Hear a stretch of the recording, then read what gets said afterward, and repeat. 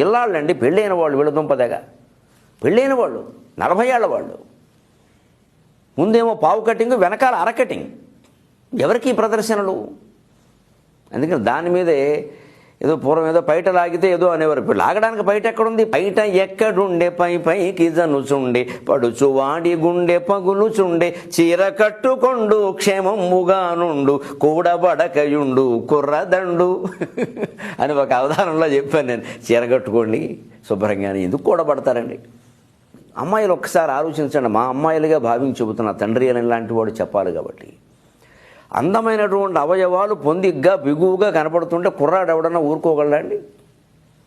అక్కడి నుంచి వాడు కూడా పడ్డాడు వీడు ఏదో అన్నాడు ఎందుకు చేయడు? అసలు మనం ఎందుకు ప్రదర్శించాలి? నా హక్కు అంటే ఏం చెబుతారమ్మా అది వాడి హక్కు. అన్యాయానికి హక్కు ఉంటుందా? మనమేమో శుభ్రంగా అవయవాలు విప్పుకుని ఇష్టం వచ్చినట్టు తిరుగుతూ పైగా ఇక్కడ మంచి ఈ ఖాళీలు కనపడేలాగా ఇంకా కటింగులు చేయించుకుని ఈ దౌర్భాగ్యం తప్పితే తప్ప అనేక రకాలుగా జరుగుతున్నటువంటి మనం అశ్లీలాలు అత్యాచారాలు అఘోరాలు అవి తగ్గమండి. ఎన్ని వాదనలు చేయండి అవి జరిగేది కాదు. ఎవరు మనిషికో పోలీసుని పెడతారండి? సాధ్యమా? పోలీసులు కూడా వ్యామోహ పెట్టే దశలో ఉన్నాయి వీళ్ళ వేషాలు. బీటు కానిస్టేబుల్ బీటేసే స్థితికి వచ్చాడు ఇవాడ. ఎవరిని అంటారు మీరు? అంచేత వాటి కోసం పోరాడేటువంటి మహిళా సంఘాల వాళ్ళు ఉంటారే, కన్న పిల్లల్ని పీక పిసికి గొంతుల్లో బారేస్తున్న తల్లులకు వ్యతిరేకంగా కూడా ఈ మహిళా సంఘాలే పోరాడాలి. వారు పోరాడారండి దాని గురించి.